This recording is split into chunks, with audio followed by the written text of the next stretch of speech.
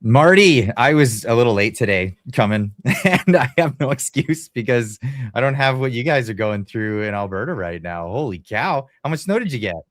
Enough that I had to get out there first thing this morning so that my son Ray could go to work. We had snow drifts that were 3 feet thick. Like it was a combination of snow all night long and just torrential big winds, and then it piles up like concrete. So it was and then yeah, when you were late, I don't know why I kind of you were late showing up. I kind of that's the first thing that went to my mind. Is like, oh, maybe he's stuck in the snow, but no, you live in paradise, man. Like, Well, I live in British Columbia and we got a yeah, dusting. We had like literally like just a little bit on the windshield in the morning. That's all there was. There was nothing. yeah. It all melted as soon as and the sun came out. So the sun came out and melted, but the scene on the ground for you guys is a little different. So I got this picture here from Anne in Alberta. No snow Monday, almost 2 feet Tuesday. Crazy. Yeah, yeah, Good luck with that. Forget it. This is why I moved to British Columbia. For us, it's like it's on the mountains, yep. and that's good because that's business. You know, we got ski hills and we got people spending their money on tourism and stuff. But no, man, when it's in the streets, then that's a problem. Yeah, the funniest thing is when you came to visit us. We got two dogs, and one of the dogs, Jasper, is about this tall, right? We opened the door. He's like, "I ain't going out there. I ain't going out there." It's like, okay, I don't blame him, but yeah, It's a we'll foot be. above them. He can't Yeah, navigate. That's I exactly feel it. bad. I feel like normally at this time of year we're tough. We're a little bit tougher. I admit I felt like a bit of a wimp going out this morning, but it's all good. It's all good. And welcome. I'm glad you made it. I was worried for a second there. I thought, no, okay, so we're good, folks.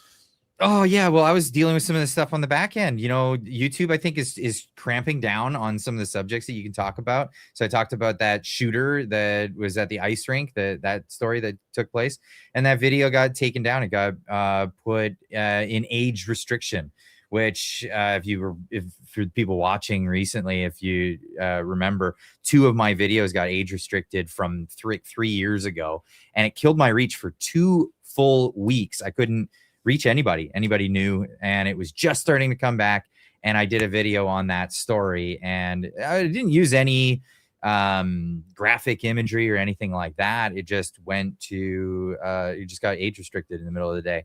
So hopefully we can get that turned around and not go to algorithmic jail for another 2 weeks, because that would be awful, but we'll see. And we know now you can't talk about certain things. So what are we doing? Well, we're going to take those to another website. For everybody who's been bugging me about going to Rumble for all those years, we're going to Rumble. We're gonna head over to Rumble, and in fact, the Wednesday night show here with Marty and myself, we're going to be doing this over there live on Tuesday night. So if you want to see this a whole day ahead of time and you want to see it live, you can watch us over live on Rumble. That's how we're going to do it from now on. So for people that follow us here, that it does mean a bit of a change for them then. So they will have to go to Rumble. Like, how are you gonna let or no? No. Oh, okay. Yeah, so the way we're going to do it is, we switched it to being a premiere. So if anyone's watching this as it's first coming out on YouTube, it's coming out as a premiere, and that'll be at 4 p.m. Pacific time. We're actually going to bump it ahead an hour. So next week it'll be, instead of 4, it'll be 5 p.m. And then we have a second segment that's like the after bit for anyone who's a member. If you're watching it live the day before, like, we're recording this on a Tuesday. So instead of recording this privately anymore, we're going to do it live. We'll do the recording live on Rumble. So if people want to catch it while we're doing it live, they'll catch it on Rumble. Okay.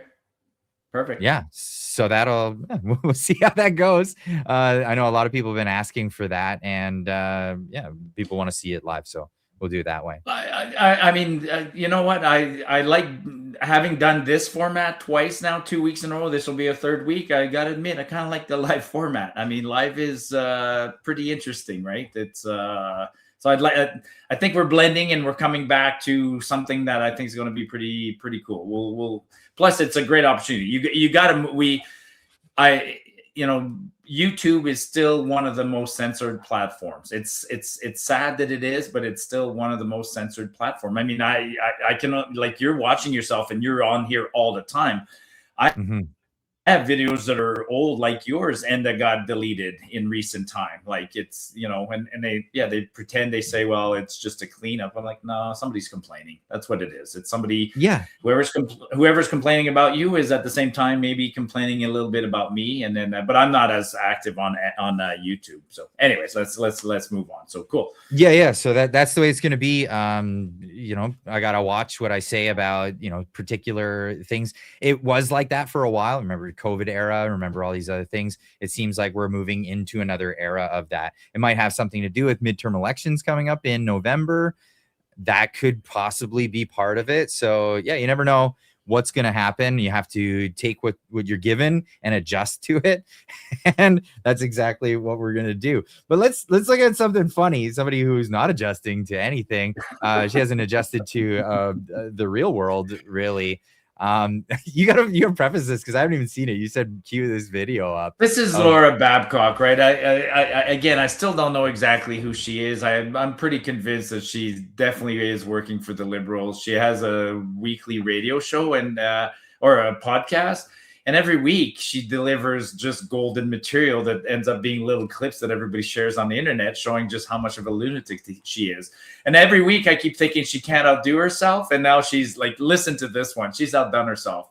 Unbelievable. We're not only in a trade war, we might be in real war. And the last thing we need is for anybody to take our patriotic battle cry of elbows up to Canadians and mock it and put it down. When Pierre Poilievre says elbows down, he is echoing MAGA talking points and attacks on our country. You can criticize Mark Carney all you want. It's your job, but you don't have to do it by denigrating Canada's sense of power and purpose and patriotism in this critical moment for our sovereignty and our economy. We're not only in a what? Whoa, okay, that's way out of But look at what field. she said, right? I put it up in a comment there. She says, like, stop mocking our patriotic battle cry of elbows up. Like, remember the good old days? Like, it used to be like Scotland the Brave or whatever. We would go on the battlefield and play like some great tunes and have the bagpipes, and we were proud Canadians, like whatever, great hymns in the past. Our patriotic battle cry now. Imagine we go out into combat, elbows up, like, come on. Oh my God, like. Well, elbows up, for people who don't know, or I don't know who doesn't know at this point, but elbows up is saying that you cheat. You're a cheater. Yes. You don't play fair, you play dirty, and you do it by cheating, by having your elbows up so that when you cross-check somebody, you get them in the face with your elbow. It's an illegal move in hockey. That was like the whole point. I coached hockey for several years, and I would never coach my kids to play with their elbows up. I mean, like, if somebody else is bugging you, and then how do you get back on the other team? Not by hitting them with your elbows up. Score on them. That's how you win. Just score on them. They ignore the elbows up is a terrible logo, but the Liberals are doubling down on it, and that battle cry. Maybe, do we want to go with this? Actually, let's go there. Right, this battle cry is kind of interesting with what's going on in. What happened yesterday, right? Carney delegated or appointed a new chief negotiator for our free trade deal. So maybe this is where we're going with this, because there's a bunch of different directions, and I'm looking forward to talking about all the different directions. But okay, so explain this, because I didn't catch this news story. Who's the so real quick, right? Explain who this is. This lady. Yeah, so real quick, I mean, the Canada, US, Mexico free trade deal doesn't have to be renegotiated, but by July 1st, it comes up for a review. So somebody has to go down there and review. And Carney appointed this lady today as the head of the delegation that will go and review with the Americans. And who is this at the POEC? Is that where that picture's taken? That's where that's taken from. She had to testify. So I don't remember her name. I still don't know her name. Janet something, but she's the lady. She was president of the Privy Council, and she's the one who recommended that we implement, that Trudeau enact the Emergency Measures Act. Like, this lady's Oh, wow. evil, right? And then she's a career civil servant, man. She's 40 years doing like deputy minister roles, chief of the Privy Council, all sorts of garbage like that. And then today she gets appointed. We find out today she's appointed. So I made a comment. Janice Charette is her name. Oh, not Janet. So. Janice or Janet? Janice. It Yeah, says Janice Charette. Yeah. Yeah. So literally, and my criticism of her is she has zero experience whatsoever. Again, like they're not serious. This is the No. thing. So like I've been saying this for a while. Canada is just not a serious country. You can't Absolutely seriously negotiate the USMCA, or CUSMA as they like to call it in Canada, with this actor. Like why would you seriously try to do that? Like this, they don't want to win trade negotiations. They want things to get worse because that's the way that the Carney government is going to get reelected. Yeah, I think I'm running out of ideas. I think that when you've eliminated all possibilities and theories, then whatever remains is the best one. Who said that? Sherlock Holmes. I think that Carney liberals want to find a way. Occam's razor. Yeah, whatever. They want to lose. They want to lose the confidence of the House of Commons and trigger an election. I can't see what else they're trying to do. Like I just don't. And just sticking to that point. Like, we need to get back to, I mean, I understand we have partisan politics, but there's some politics that are too dangerous to be partisan, right? Like, why do we have to be 100% partisan when it comes to sending down a delegation to negotiate? Like that should be bipartisan, right? You look across the table and you go, hey, you look like a pretty good guy who can help and so forth, and pick the right people for the job. Like that lady's not the right person for the job. So some people are coming after you on this one. You've been getting a lot of pushback for putting that out there. I see. Oh yeah, well, the funniest, Althea was the first one. Althea Raj or whatever. Like she's always on the At Issues panel with Andrew Coyne and Chantal Hébert. She's always the liberal voice. And so what did she call me today? She called me the classic. I'm that my comment shows that I'm a radical right winger or something like that. That's what she, and wow. that one I blew off. I really don't care. But then Rupa came after me also with almost word for word, right? Word for word. So that's where I said, obviously the memo came out to try and discredit Marty. Like that's, and I like Rupa, but she said nothing more amusing than seeing Alberta separatists who hate Canada weigh in on Canadian affairs, as they can't wait to be an independent country and possibly join the US, and are quite certain that they'll get their way, yet they waste their time on Canadian issues. Weird. So like, well, there's a lot being said there. There is a chance that Alberta doesn't separate. So why wouldn't you want to make sure that Canada has a decent trade deal instead of what's and for the time, ridiculous. Yeah, am I 100% defending Canada? Sure, you could argue that I'm a separatist, but you're right. I mean, I still want. Hey, actually, it's a good point. If Alberta goes, like, I want to protect Alberta. I don't have ill will towards the rest of Canada. I mean, you guys do your thing, we'll do our thing, and if you don't want me to interfere, that's fine. I won't interfere. Then just let it and support separatism then, or else you'll have to have a say in what goes on. Yeah, like it's a kind of a weird situation right now. So, but anyways, I'm commenting on that, and for me, the interesting thing is, it's kind of like we know we're over the target. We keep saying this when the big guns get brought out, right? For me, it was Jason Kenney a couple of weeks ago attacked me. Now Althea, and again, I'll repeat it. That's why I love the fact that the Alberta independence movement right now is grassroots and does not have a single point of leadership. Like people try to attack Jeff Rath or Mitch or whatever. No. That's good. The more it's grassroots, and I'm happy to take one for the team right now. Like come after me, Rupa and Althea, and next week you can go after. Actually, somebody brought up an interesting point. They call that target exhaustion or something like that. Like it's a strategy. I think we're doing it accidentally, but it's a good strategy to not have a leader, because the opposition expends a lot of energy attacking different people instead of putting all their energy on one leader. I can't remember the term it was for it, but there was a political term that somebody said that that's what we were doing. I'm like, oh, okay, I didn't know it, but sounds reasonable. So the Conservatives are playing a different game federally, and with Pierre Poilievre. What's her name? Babcock. She was attacking Pierre in that, saying he's too much like Trump. Yada, he's yada. denigrating the movement when he says elbows down. That's what she said. Like he's right. I don't see him as a Trump type character at all whatsoever. In fact, history will tell you that Trump didn't like him.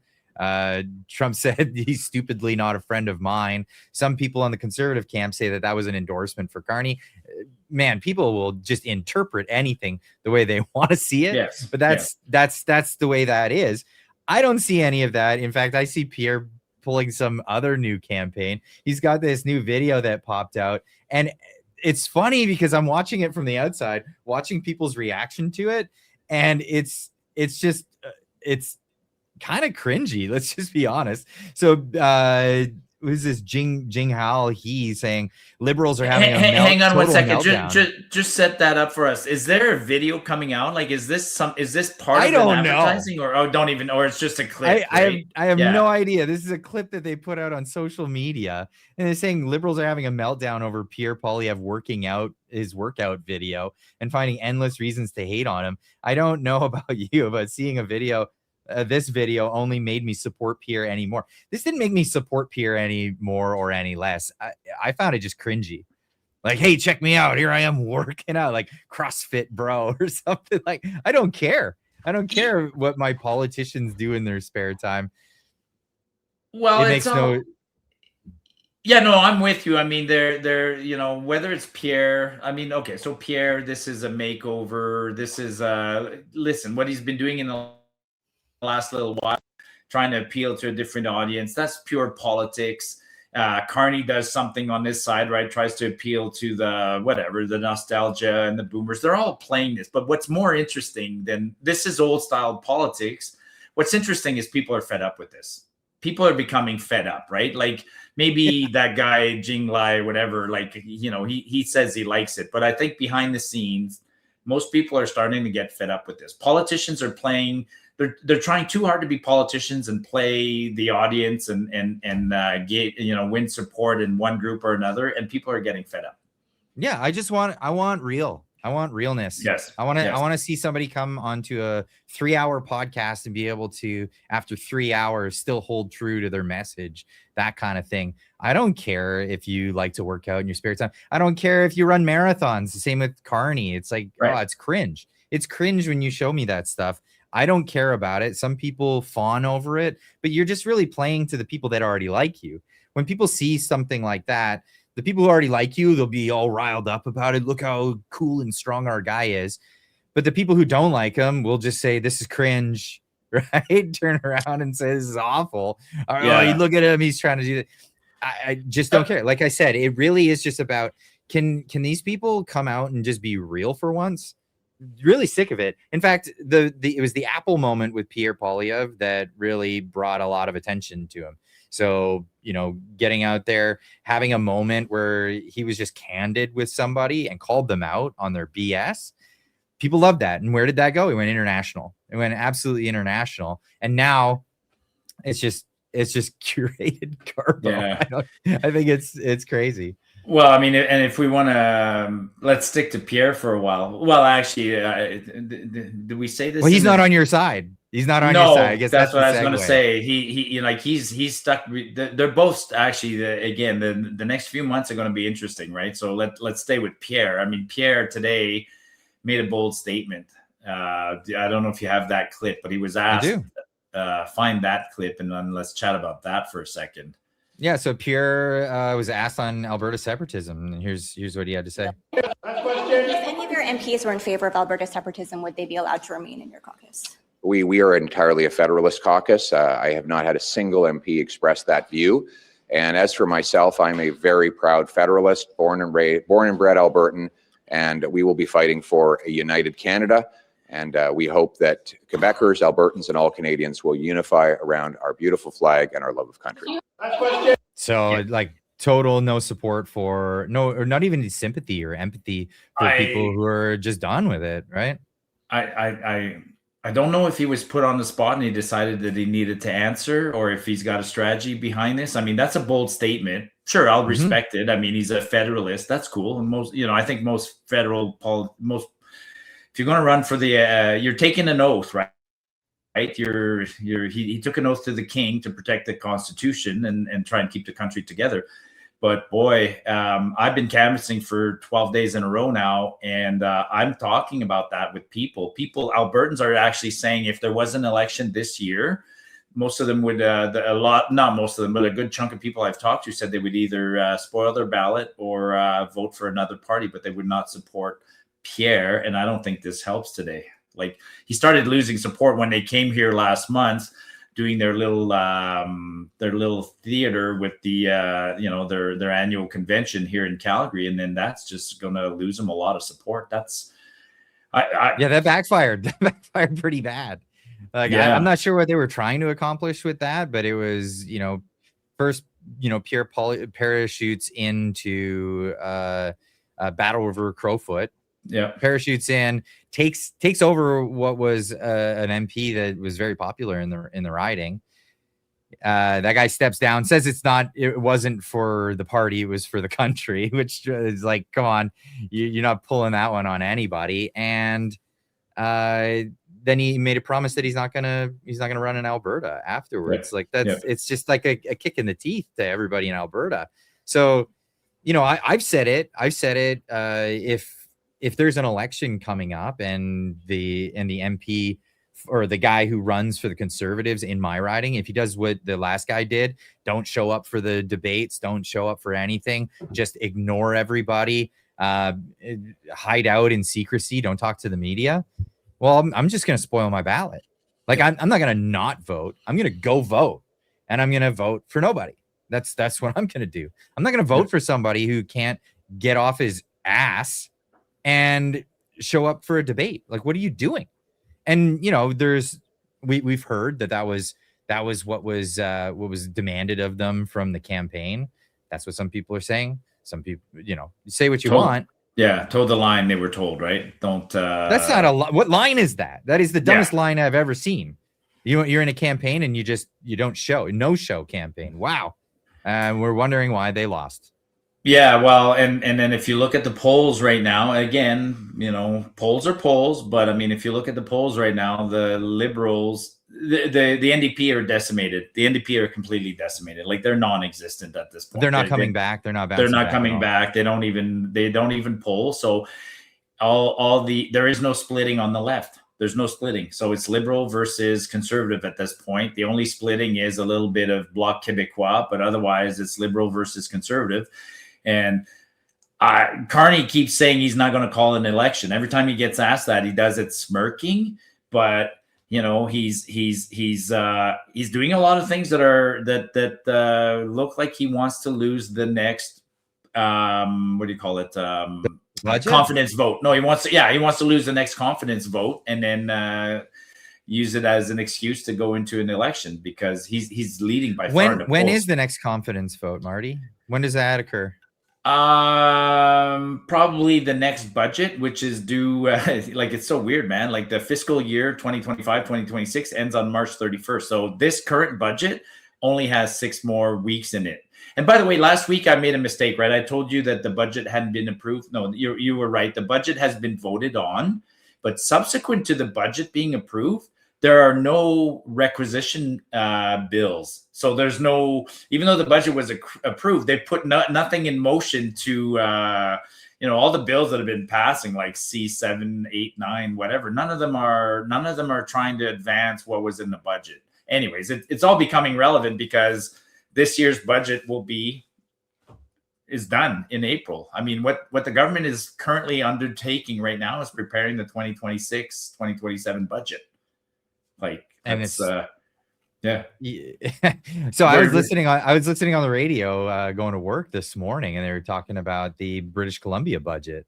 Oof, and ouch. Yeah, you guys are hurting. It's really bad. And Yeah. they're basically saying that they're going to have to cut all kinds of things because of unprecedented moves from the United States, unilateral, what do they call it? Unprovoked aggression on the trade war front. Like, if you want to get anywhere with the United States, stop saying that crap. Stop saying the stuff that it's unprovoked. You want to not provoke the United States? Open up markets to the United States. Canadians, talk about it getting so expensive for Canadians.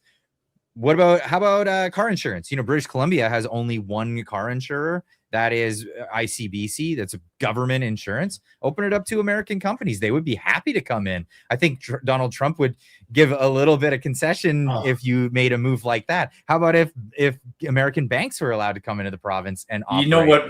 The one telecom communication companies, and everyone would benefit. Canadians' life would get cheaper. Oh, the one I would love the most is if American air carriers could come to Canada, but then not immediately have to go back home, right? Like right now, Southwest Airline comes to Vancouver, sure, but they go right home afterwards. Imagine if Southwest Airline could come here and then fly to Calgary afterwards and maybe Toronto and do a loop, right? And we could use American carriers for domestic travel in Canada. My God, we'd save money. But no, we'd save a ton of money. Yeah. It would be amazing. Yeah, but and actually, I mean, there's so many segues. Just one other one I wanted to quickly say, though. You know how else you don't antagonize Donald Trump? You don't spend $20 million doing a fake Ronald Reagan commercial that then you play during the World Series, Doug Ford, and piss off the Americans, right? Like between Doug Ford, David Eby and Mark Carney, they have absolutely pissed off Donald Trump. I mean, I go to the liquor store here in British Columbia, and they still don't have American whiskey on the shelves. Right. Like they've removed the header that says American whiskey. It's just a big, larger Canadian whiskey shelf in its place. It's asinine. It's childish, and it's like, but that's the whole reason. And that's what like Canadians just don't understand yet. And this is the crappy part is there are enough elbows up people out there to keep this going. They'll keep doing it because Canadians keep falling for it. But the problem with the United States, and the reason why the United States is having a hard time with Canada, got to get this through people's heads.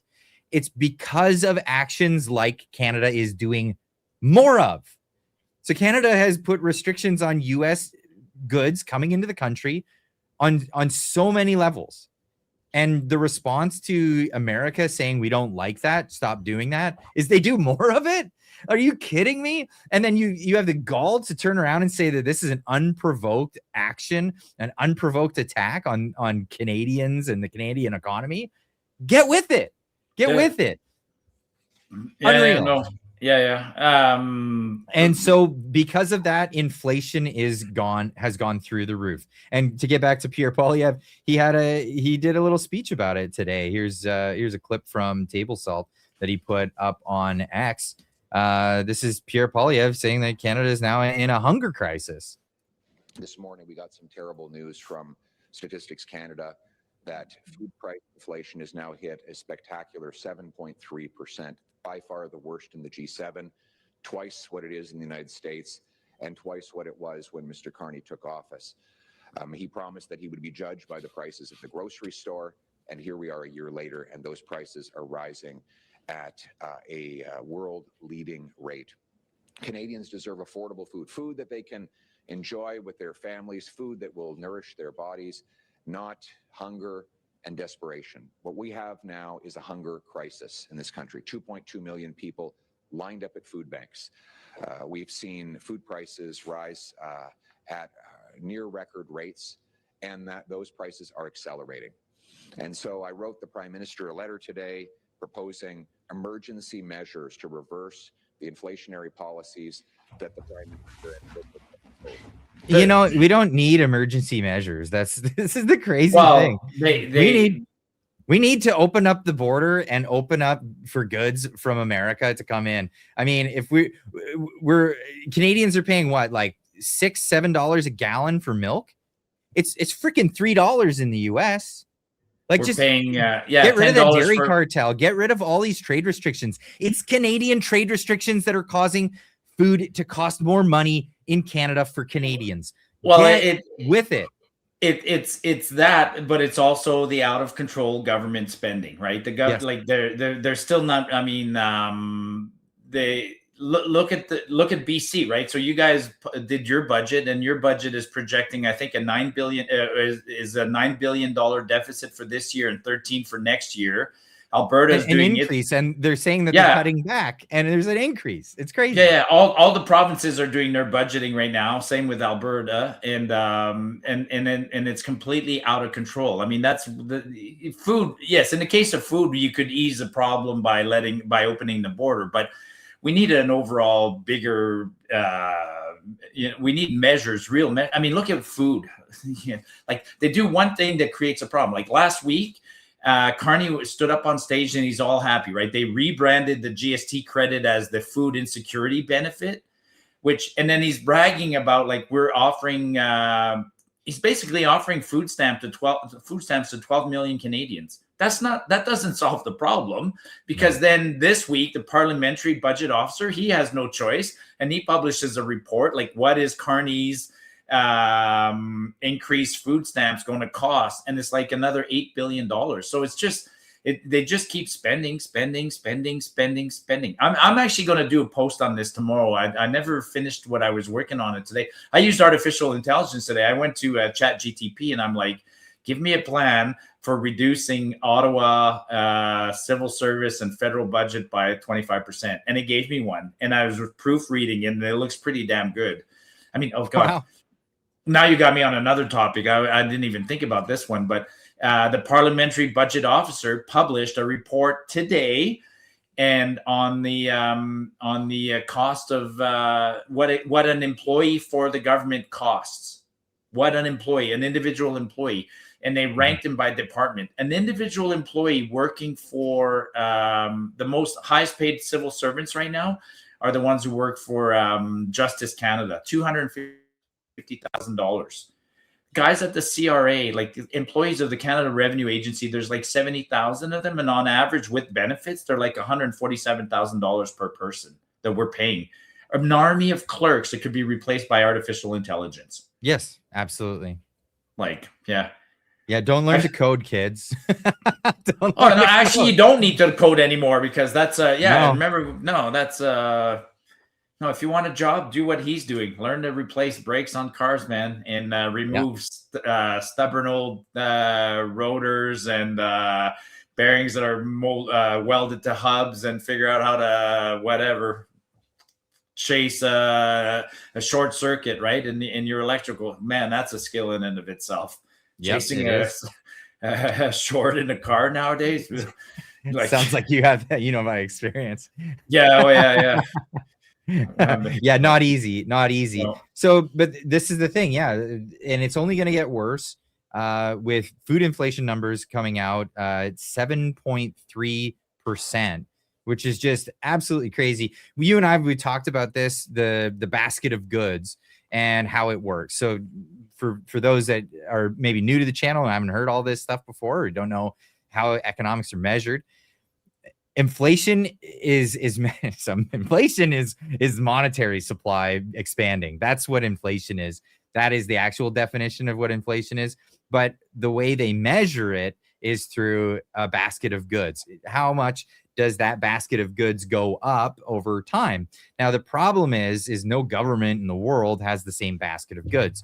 No, Canada doesn't have the same basket of goods it had 6 months ago. They keep changing what's in the basket of goods so that the numbers look okay. The numbers will look better. And it's ludicrous, because it would be like asking somebody to build a house, but you keep changing the dimensions in which they measure the wood and the nails and all these things. You'd never be able to put a house together. It would always end up wonky. And that's what's happening with the economy. Everything is just ending up wonky because nobody knows how to make adjustments correctly to any of this stuff.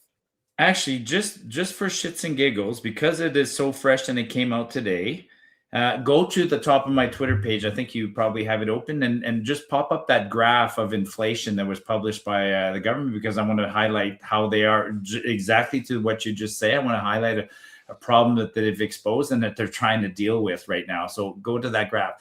So it's hard to see on that graph, but that's inflation. That's 12 months. That's annual. That's monthly inflation reported as year over year. So at the bottom, you see dark blue, 2 lines. Dark blue is Canadian Price Index, Consumer Price Index.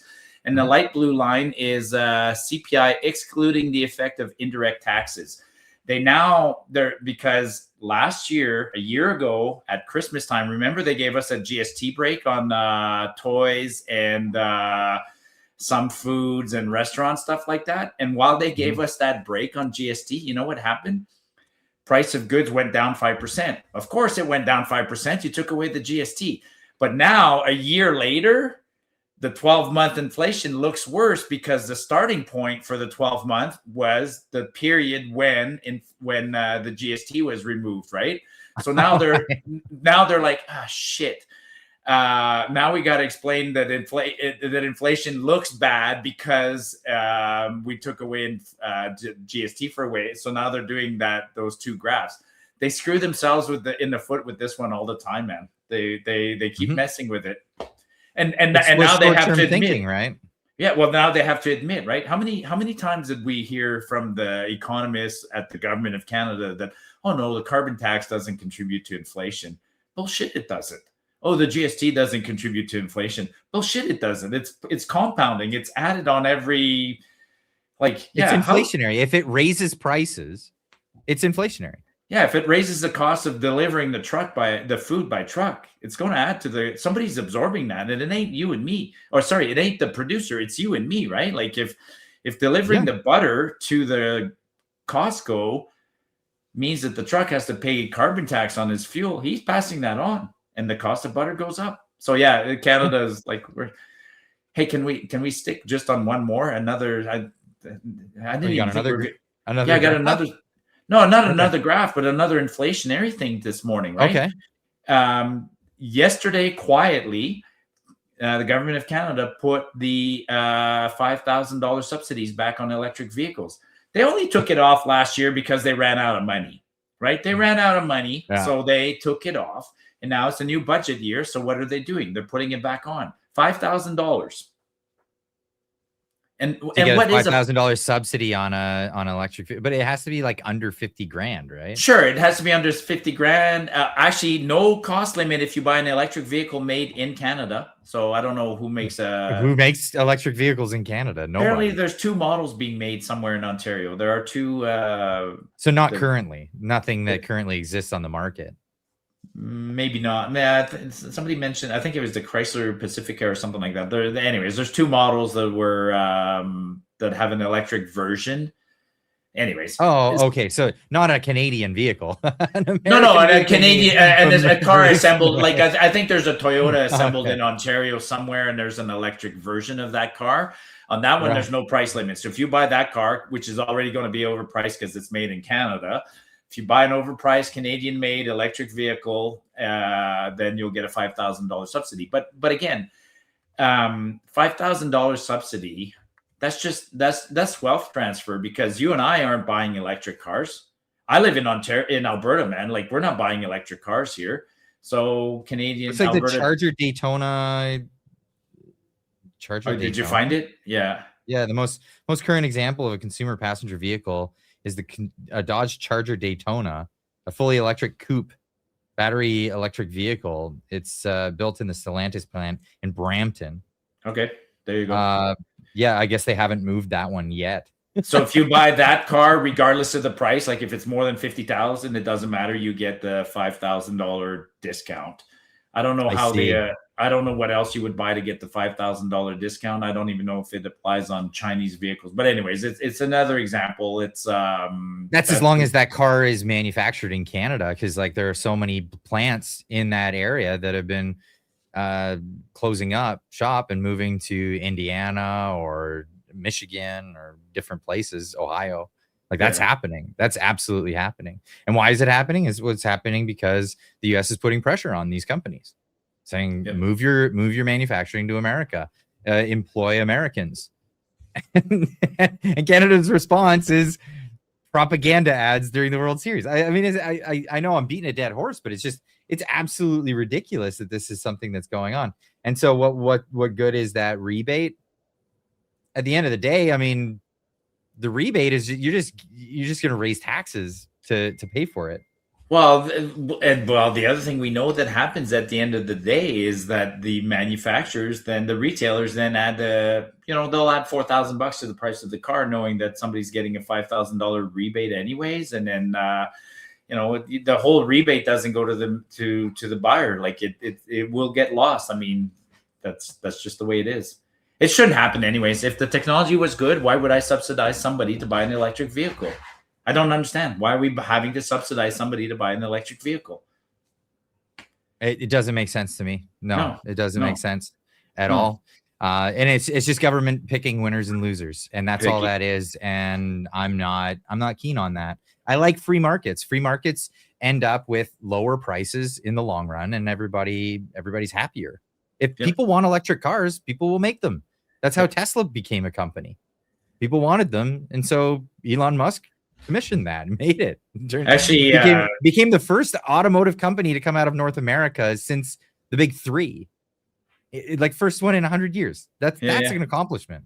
Actually, coincidentally, I saw a post today. It was a picture of a handful of nails, and it was a tribute to von Mies, the economist or whatever. And and it talked about in Russia when the Russians decided to make nails. And they didn't know what a nail would be worth. So then the manufacturers started making huge, useless nails that weighed a lot because they got paid. The factory got paid for the weight of the nails. And then when the government smartened up and they're like, oh, no, we need to pay for the unit count, then the Russian factories responded by making more teeny weeny little nails that were useless. But both were useless and both were totally predictable, right? If you don't have a value, a proper free market that determines the value of something and what people want, then the factories made what paid them. And like it was a cool tribute when I saw that. Like gross. Yeah, that's true. I gotta see that. I gotta go find that. But yeah, no, it's exactly it. You can't by central authority make any of these things work. Have you ever heard the iPencil essay? No. So it's about a pencil, and it's this idea that the free market is the only place where globally a pencil could be made. Oh yeah, right? If you commission one person to make a pencil, it would know. No one guy knows how to do any of it. It's like the graphite's mined in South America. What's the American trees? Friedman or whatever had a nice little essay on that, or a video. Yeah. Right? Like, Milton Friedman. Yeah, he reported on that. And it was another thing that came out of the Mises School. And it was the idea that, not one person can do all these things, but when you have a free market, all of these people who have no interest in each other, no interest in propping each other up or helping each other out, they're all doing their own part to make a pencil, and you can buy it for a few cents. Well, and everybody turns a profit, and everybody does well, and it's great. A very, very modern example of that is the story of the creator of eBay. When eBay first had his idea of like, I will put together eBay, what he thought is I will put buyers and sellers together, like which already happened, but he was just going to use the internet to facilitate trade, right? Mm-hmm. And you know what the first thing that ever sold on eBay was? Maybe you heard the legend. It was a broken Pez dispenser. And like literally the guy puts a broken Pez dispenser, and then within minutes it sells on eBay or whatever on his platform. He's like, holy shit, this works, right? I put together a buyer and a seller, and I facilitated the trade. Like, why would somebody buy a broken Pez dispenser? None of my business. I have no idea. But if there's it's the free market. And obviously somebody was trying to Pez collectors are bizarre. Ever met Pez collectors? Like, it's bizarre. There's all kinds of bizarre collectors out there of different things. It's unbelievable. We've been collecting things. We've been collecting newcomers to Canada, and it's led to a whole different range of naming of children. We've got a whole a new most popular name in Canada. What is it, Marty? It's Mohammed. in 2 provinces, Mohammed is the #1 male name in Ontario and Alberta. Mohammed. And in Alberta, again, the internet's forever, folks, and the internet will call you out. Danielle Smith thought she was being clever, and she said the #1 name is Noah, and then Mohammed was only number 8. But then quickly people went and found Muhammad, Mohammed, Mo, you know, like the 14 variations of Mohammed that exist. And then in aggregate, the #1 male name in Alberta in 2025 was Mohammed. So, yeah, people are. We've gone from Joshua's and Clayton's and whatever Derek's and Mike's to Mohammed and other variations as the #1 name, and again, you and I have been clear on this. We're not against immigration, but we are definitely. I am definitely against out of control immigration that's causing problems. I'm against immigration levels at a level where we're being replaced. And the people that are coming here are having a lot of babies, and I don't blame them for that. But at the same time, our economy sucks so bad that we're not having babies. So it's a double whammy, man. Like we are definitely, we're going to get shit for this. I'll get shit for this tomorrow. Oh yeah, of course you'll get shit for it. But other people are wising up to this stuff. So obviously, the birth rate needs to turn around because it's a global problem at this rate. You can't just take people from poor countries and import them into your country when the globe is eventually running out of people. This is happening everywhere. Birth rates are going down in all of the developed world, and bringing the third world is not going to solve the problem. For those that have come and are, hoping we can get people to assimilate, but these are causing problems. There are clear groups. There are clear groups of people, and Muslims. There's a lot of people who have come out and said it. Just don't want to assimilate. They're not here to assimilate. They're here to expand. It's a missionary mission to expand caliphate or bring another religion into bigger, more parts of the world.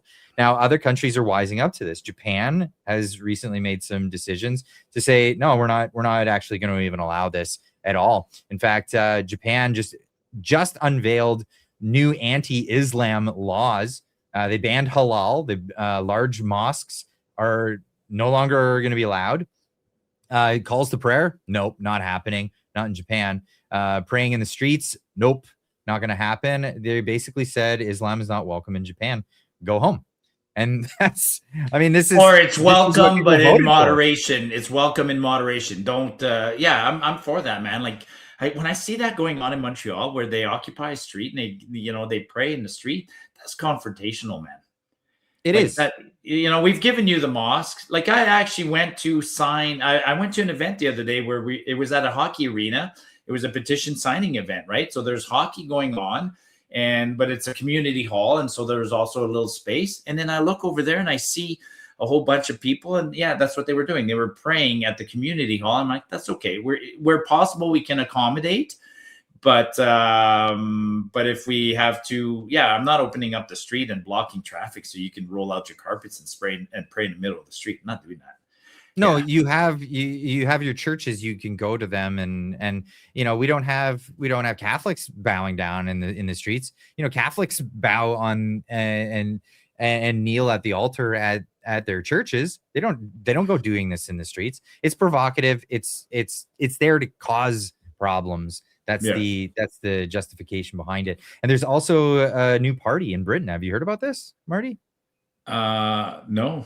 There's a brand new party that's coming out of nowhere. It's called the Restore Britain Party, and they're vowing to take a hard stand on this. About the condition of our country. I have only ever been honest with the British people, and I will be straight with you now. What is necessary will be incredibly painful.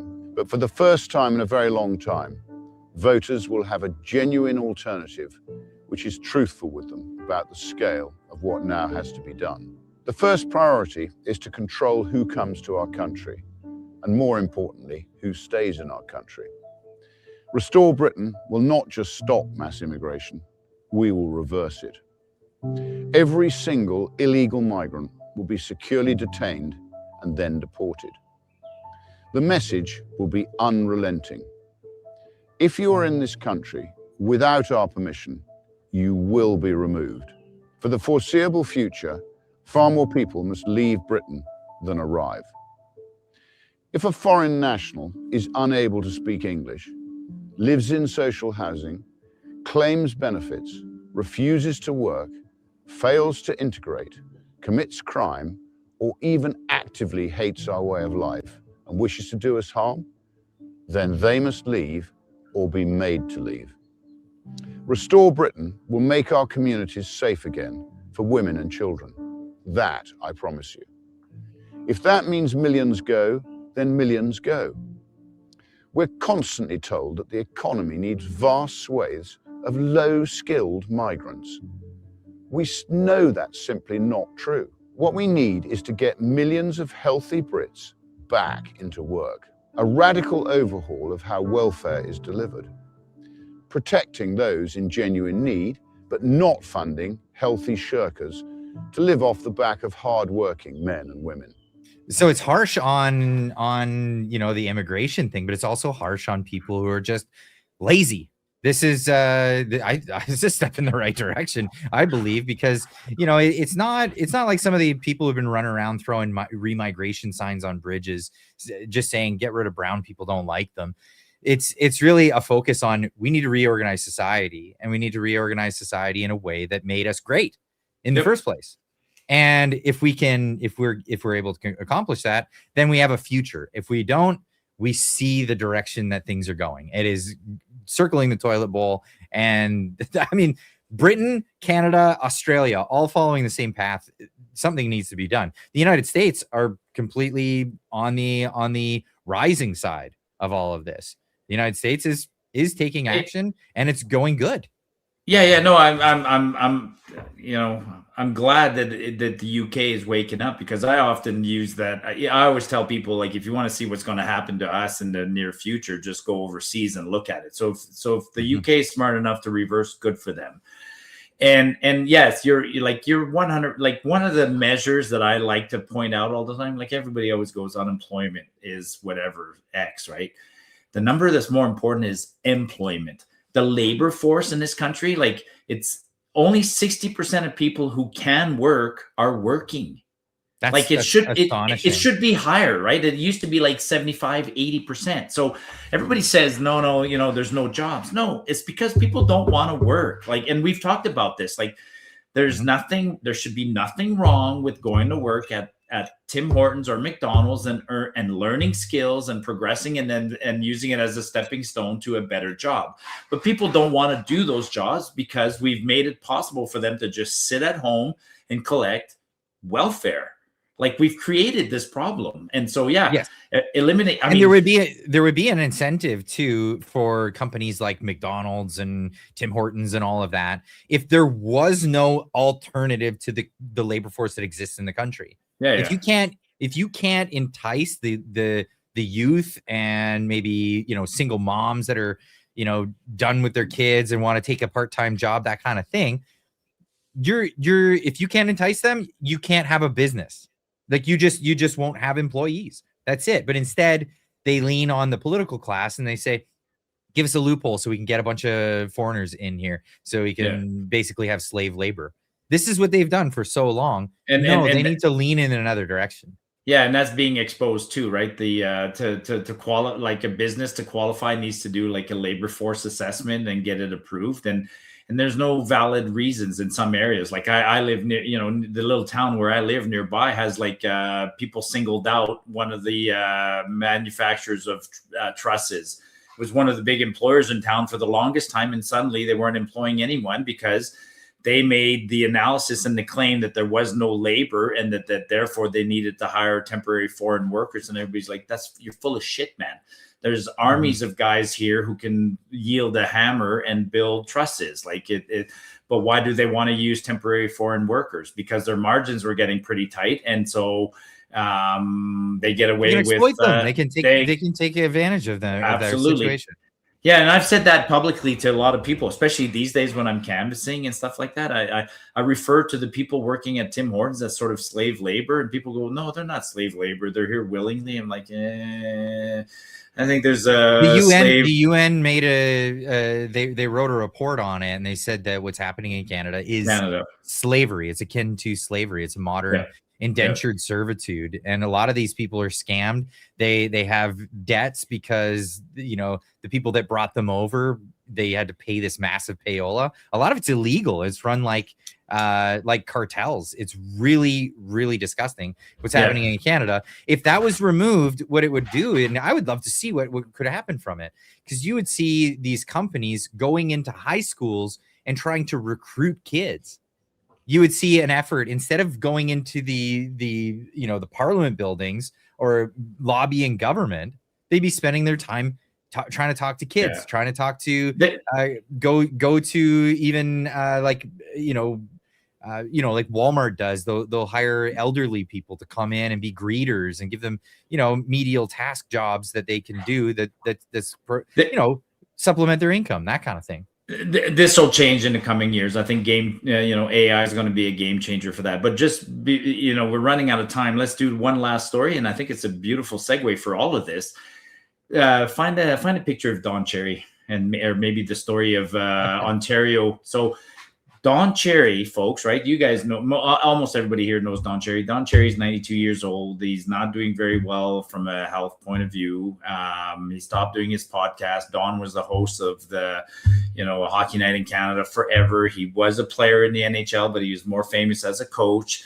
And he's an outspoken, strong Canadian. And Don Cherry got canceled by the CBC years ago because Don always wore his poppy. And one day during a pod, when he was doing the show, he said, "You people who refuse to wear poppies." And everybody immediately labeled him a racist for using the word "you people." And then he got canceled from CBC. And every year when the Governor General issues Orders of Canada, I always go to look to see if Don Cherry's on there, and Don Cherry's not on there. Well, Don Cherry's and ultimately, I think Don Cherry will be vindicated. When he said "you people," he was right, and he is a great Canadian, and I'll just leave it at that. And I'm happy to report that at least one province, Ontario, is going to recognize Don Cherry with the Order of Ontario, and I think he absolutely 100% deserves it. I love that he's wearing stars and stripes in that photo. I mean, if I could, my wife always said, "Why do you like Don so much?" It's like, because he's outspoken, because he's Canadian. He put our troops ahead. Like, Don would be the guy who would go to Afghanistan and go spend, Thanksgiving with the troops and do the old thumbs up and everything else. And then he had some pretty colorful costumes. I mean, if I could get my hands on a Don Cherry original, I would frame it and have a Don Cherry. So anyways, I thought it was appropriate to end the show like that. I mean, Don will be vindicated at the end. He and now Alberta is even thinking of giving him the Order of Alberta. So maybe is there actual talks in the it's happening? Yeah. Good, because I mean, he got canceled because of it's unpopular opinions, politically incorrect. He was politically incorrect. Simple as that. And that rolls right back to you, Marty. Politically incorrect. It seems like you've been a little bit politically correct lately because you started getting some follows. Oh yeah, I got 2 interesting follows, right? The first follow that was really interesting was Leslie Lewis. What is her role in the Poilievre government? Is she deputy? I wish he gave her a role, but he didn't, and that's just really a tragedy because she's been one of the top ones fighting for our rights. She's fought against the World Health Organization treaties for years, and she's right on top. I've respected her for a long time. So she started following me about 3 weeks ago, and I made a notice of that. Somebody pointed it out to me, and so I thanked her for following me. And I did bring up the story that you and I witnessed, right? I had Garnet Genius, whatever, like literally tell me that he couldn't follow me because I was too politically incorrect. And then this week, the newest one of high-profile conservatives to follow me is Melissa Lantsman started following me. So I don't know what that means. I mean, I think I like the work she does, generally speaking. But She was the one she's the one who championed UBI, right? Yeah. So I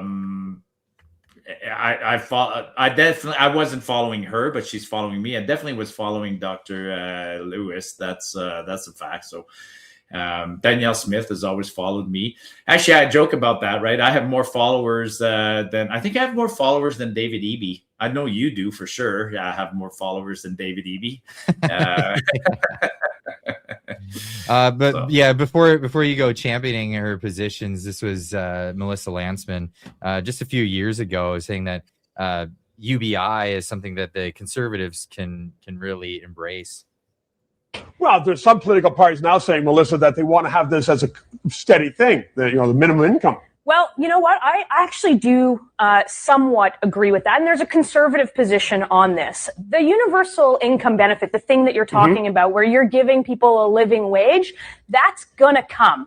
And it could be that by a different name. Doesn't sound very conservative to me, Melissa. I actually think conservatives can own this because you know what it does do? It does take government out of the mix of a bunch of means-tested programs thrown out of Ottawa by a bunch of bureaucrats and gives everybody that thing that they need to get back to work. And we put that onto people. And we believe in them and we try to get them out of poverty. How are future governments going to pay for that? I think that any government that wants to bring this forward is a government that's going to need a mandate from the people. Absolutely. So what's our economy going to be like? Saw that, So she danced around that. Yeah. We'll get it by a mandate. It doesn't matter if we got that. Anyway, we'll talk more about that, I guess, in the after show. So everybody tune in to the second premiere. This is going to be coming up in just a moment here. If you miss it, then it goes to members only. You can go check that out if you become a member of the channel. Marty, where can people find you? Cozying up with Melissa Lantsman. No. Find me on Marty Up North. Just Marty Up North on X, and that's where I'm at. So yeah, come find me there, folks. Help me and Clyde. Just the odd like and the odd comment goes a long way to making sure we stay prevalent in the algorithm. The algorithms are brutal. They are brutal. Doggy dog. All right, We'll see you over in the other one.